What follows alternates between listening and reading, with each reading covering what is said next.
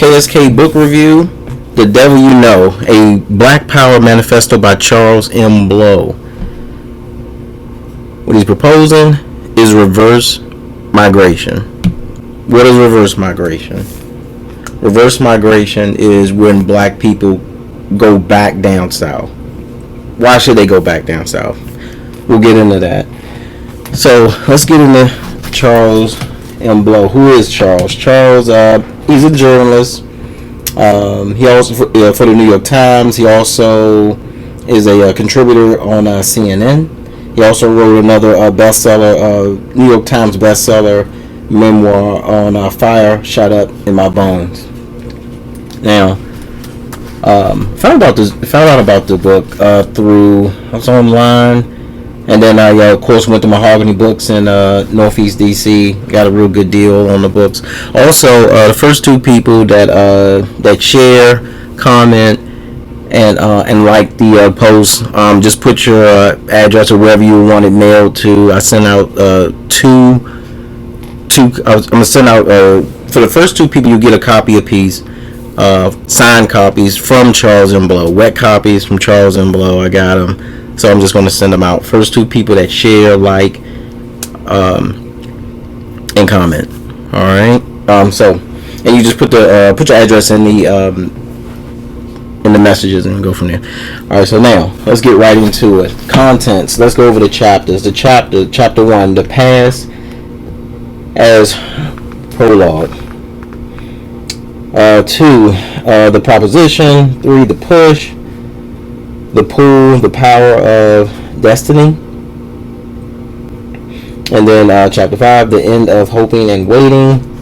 Chapter 6, the reunion. I must try to speed up a little bit because to go through this book actually for me was more of a study. So it's this can easily turn into an hour. I'm not gonna I would tell the whole book if I stayed on it for an hour. I'm not gonna do that. I'm gonna encourage people to read it, but I will go over the highlights, what Charles was saying. Then I'll go over my opinions as I normally do at the end. All right, now what Charles is saying here, he's saying, what about reverse migration? Now, this reverse migration isn't something new. This is something that was thought up before. It was talked about before, and basically all that it is just that black people migrate to a state or states where there's already a high population of black people, and that way you get a majority of the population in that state. You get to control the state. You get to control the votes. You oust out the sheriffs. You oust out the judges, the senators, the congresspersons, whoever you don't want. You just vote them out. And actually, I'm not really. When I first heard the concept, I said I don't know about going down south. But when you look at it as far as you can create whatever you would want to create, if everybody moved in and controlled it, then it wouldn't matter. If black people moved down to Georgia and all of a sudden we're 60% down there, you control the state, you vote out whoever you don't want in, and whoever you want in, you just keep them. So or you vote them in. Also, let's go over some key points here. And I'm actually going through this book, so if y'all hear these pages turn, I'm getting used to this mic too. So I don't know the volume on it, if it picks up, what it doesn't. Now this book was written in it came out in 21, early this year. Actually, I think he pretty much was done with the book last year, but it came out early this year. And the first things that he cover is when you go into the way that the landscape is with voting.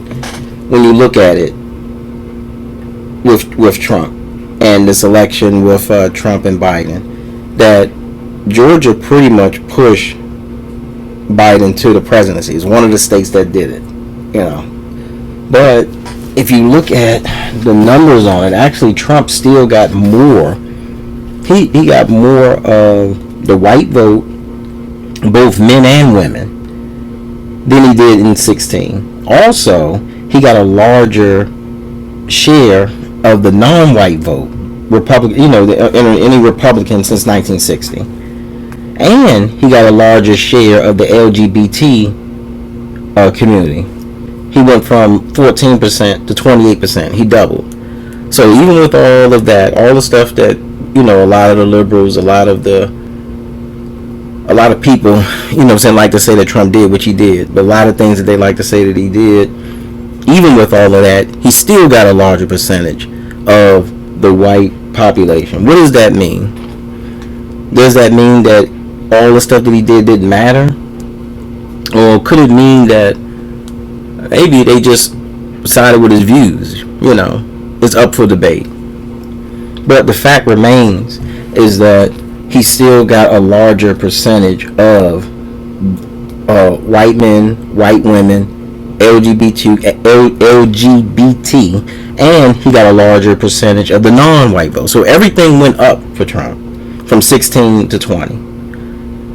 Biden basically was losing, up until a lot of black people, mainly black women in the South Carolina, Georgia, but in that South Carolina primary where they pulled him out, and gave him the win.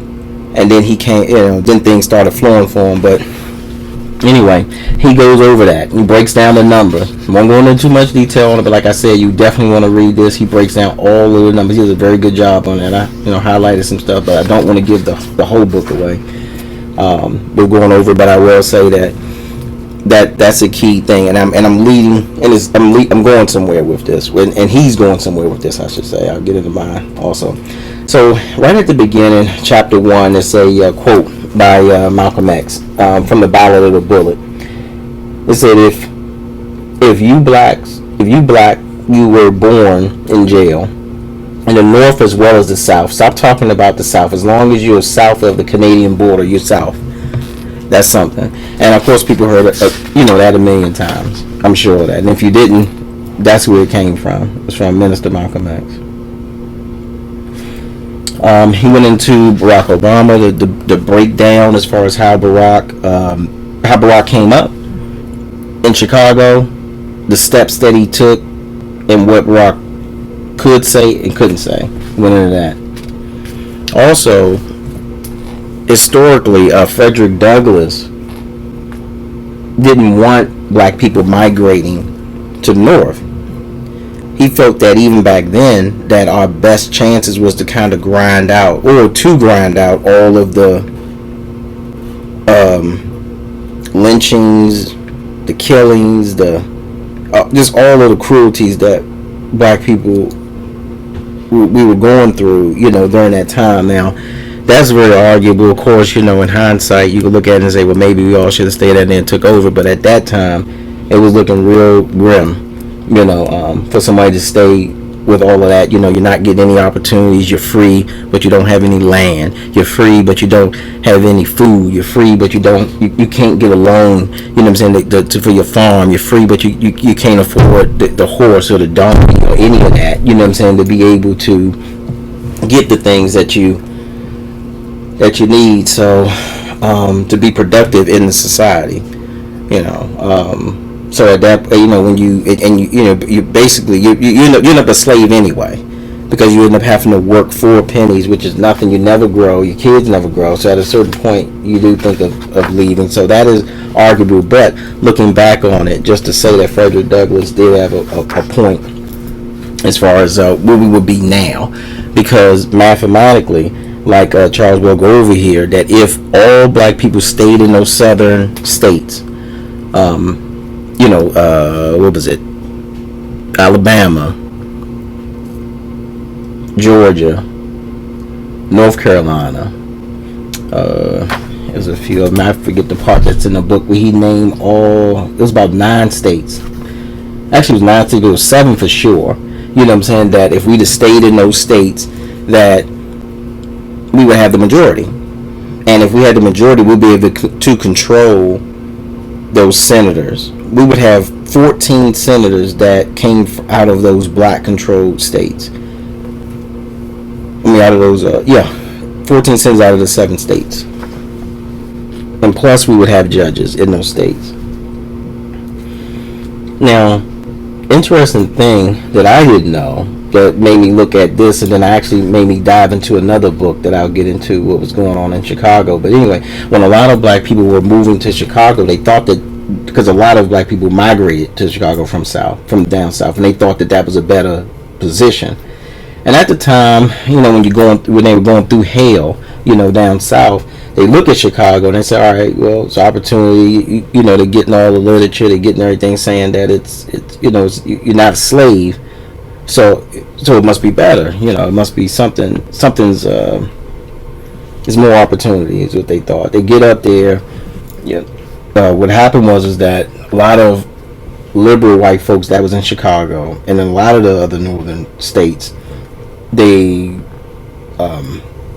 criticized segregation, criticized slavery, and then when they get up there, they start redlining, they start segregating against housing and land and everything else. There's a part in here that says white people in Chicago. This is page 19. So white people in Chicago found a way to formalize and ensure segregation restriction covenants. These covenants were contractual arrangements between sellers and buyers attached to parcels of land that prohibited black people from using, occupying, buying, leasing, or receiving property in those areas. The Chicago Real Estate Board not only proposed explicit housing segregation by race, but also petitioned the city council to pass an ordinance prohibiting further migration of black to Chicago until such a time the city could work it out.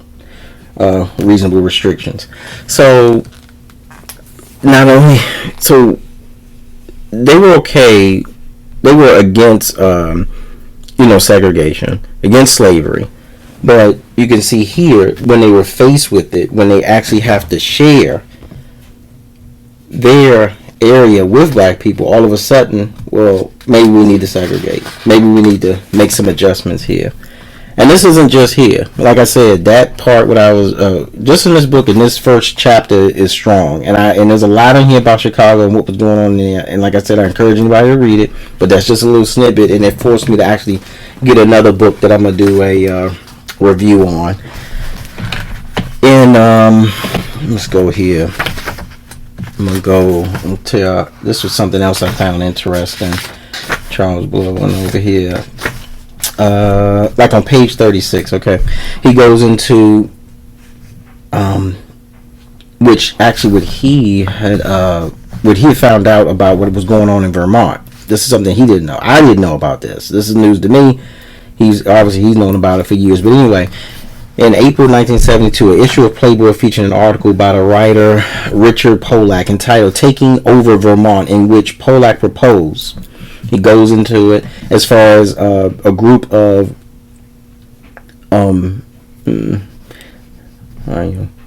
okay, so let's just go into propose the nation's alienated young decided to stage a takeover of Vermont.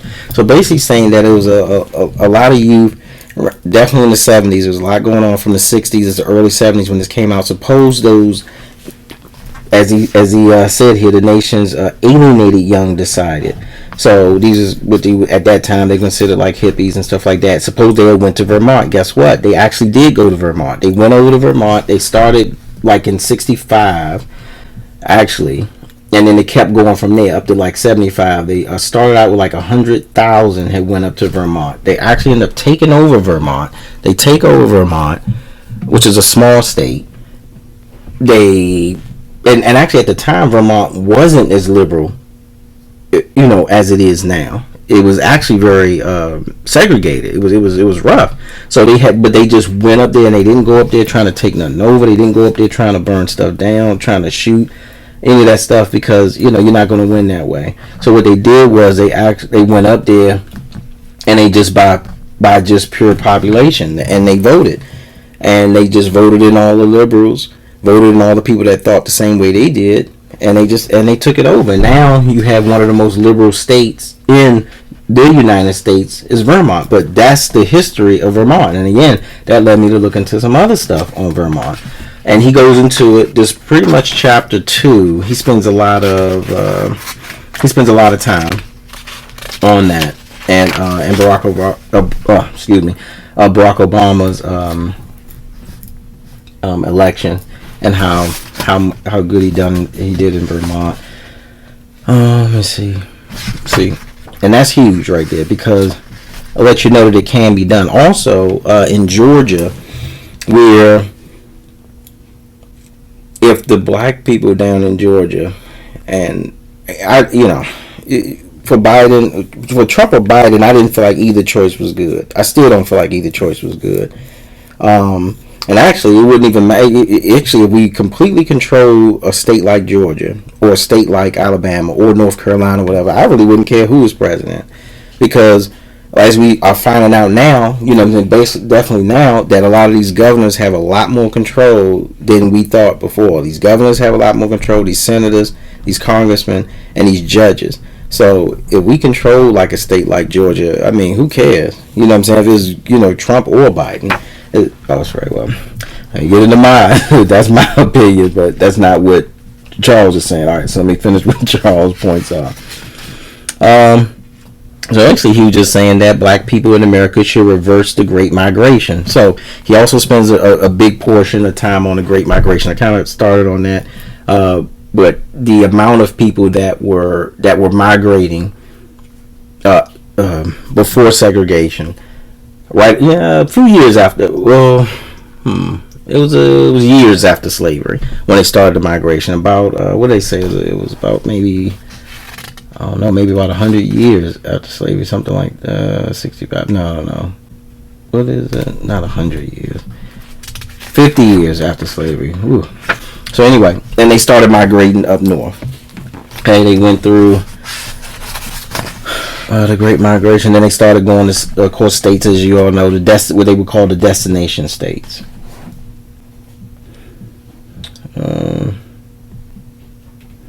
Let's see.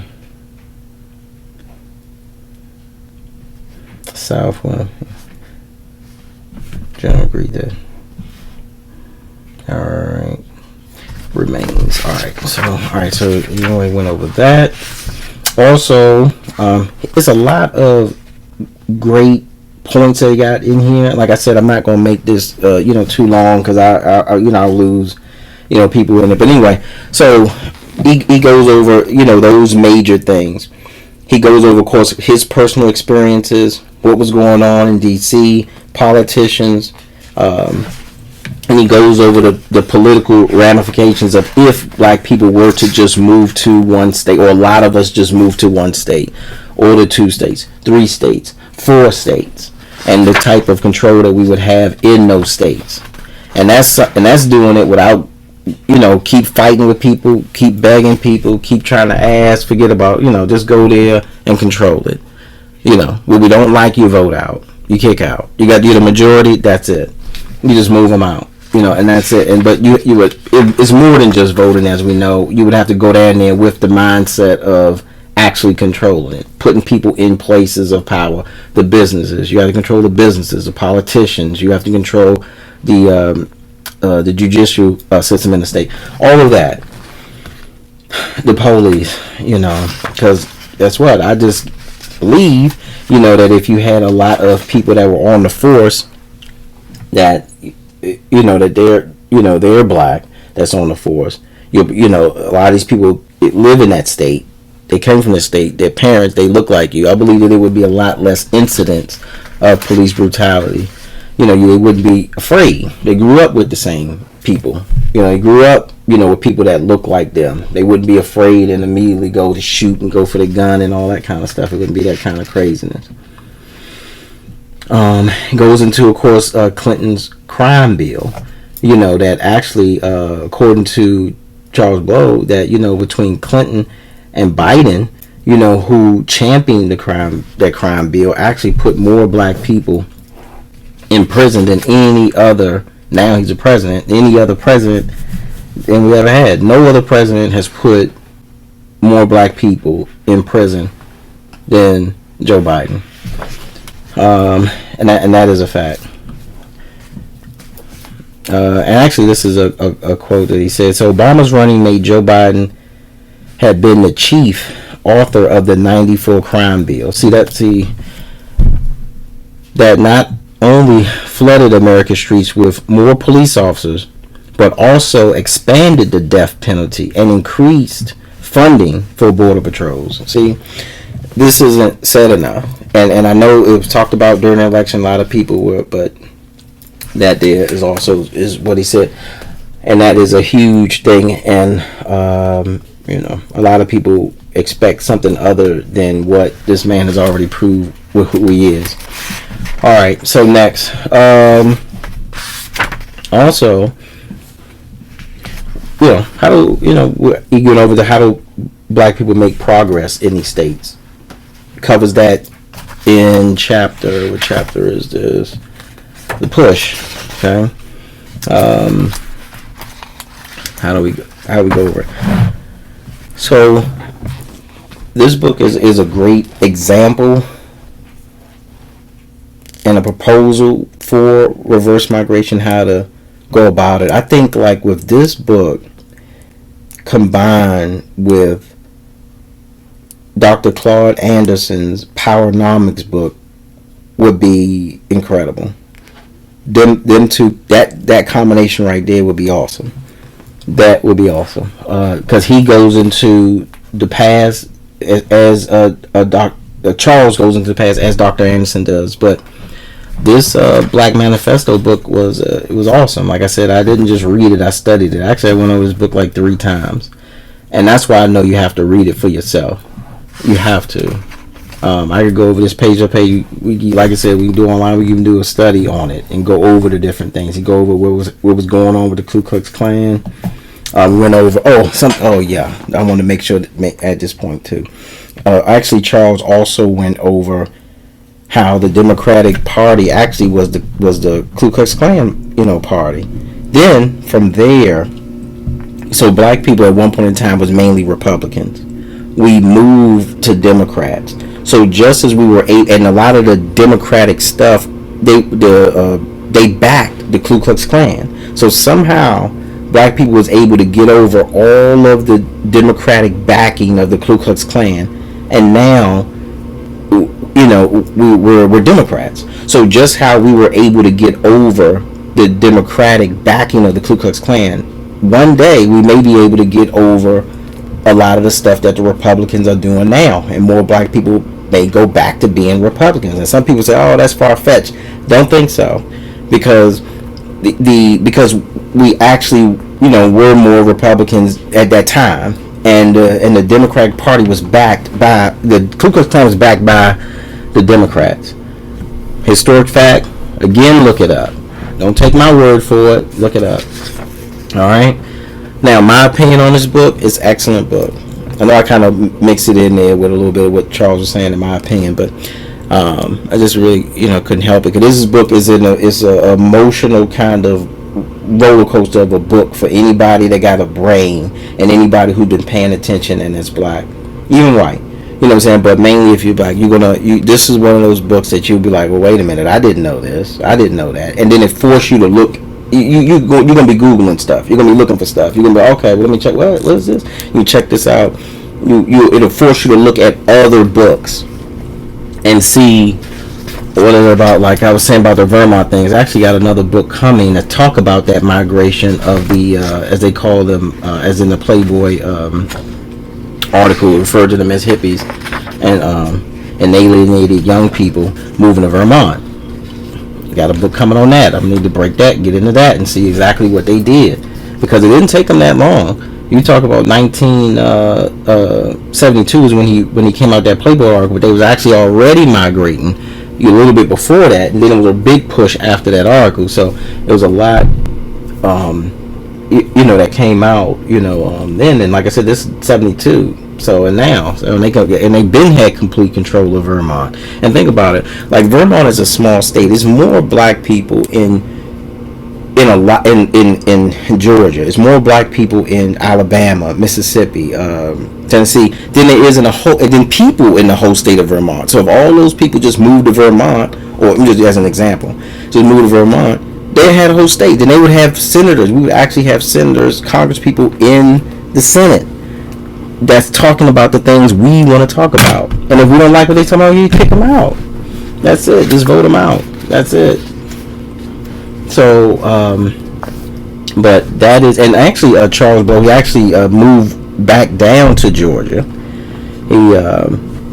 He recently moved back down there. So he's all in on the reverse migration, if you say. But this is some. Oh, okay. Yeah, the destination cities. Okay. Yeah. North Detroit, Chicago, Cleveland, Buffalo, Baltimore. Yeah, DC. Yep, destination city. I was looking for that earlier.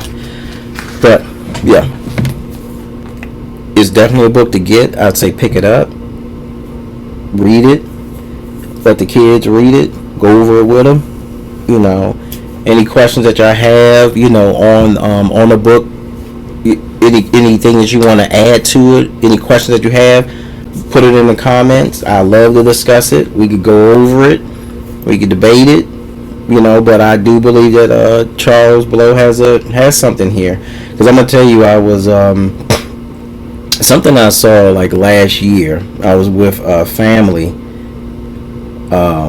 in Massachusetts, and it's this place in Massachusetts that's Providence, Massachusetts. And it is pretty much controlled, dominated all, the LGBTQ community. And it's a beautiful place, peaceful, harmony. But guess what? Everything is LGBTQ. I would say. And also, they love, Black Lives Matter up there. You see banners everywhere. It's a beautiful place, peaceful, no problems. And it's complete, and they just had me think, because right beside the American flag on houses was the rainbow flag. And I thought, wow, all you got to do is just dominate one area, and what difference does it make who the president is? Who cares? You know what I'm saying? You controlling the whole community, you controlling the whole city, you controlling the whole state. You can. It doesn't matter. So, because the thing is, as we can see now, it takes the president too long to really effectively change what you're going through. They have to go through all this with Congress, go through all this with get these bills passed, and then even when they go through, it still got to go through this, the governors. Like now, the governors are shutting off all these different programs, for a state. Suppose we control the governor of a state. We'll say, hey, we want all them funds. You can tell him how he need to be spending these funds on us, and what we want to do, or else. The or else is you out of there. That's how they play. This is how the game is played. So, anyway, but this is an excellent book. It opened my eyes on some things. I encourage anybody to pick it up. Also, again, if anybody, like I said, the first two people that like, share, comment on it, you inbox, put it in the inbox in the group, and I will, wherever you want it mailed to, I send out your copy. All right, KSK book reviews. Again, don't be shy. Feel free to add to it, add anything in the comments. Open for a discussion. All right. I'll take it easy.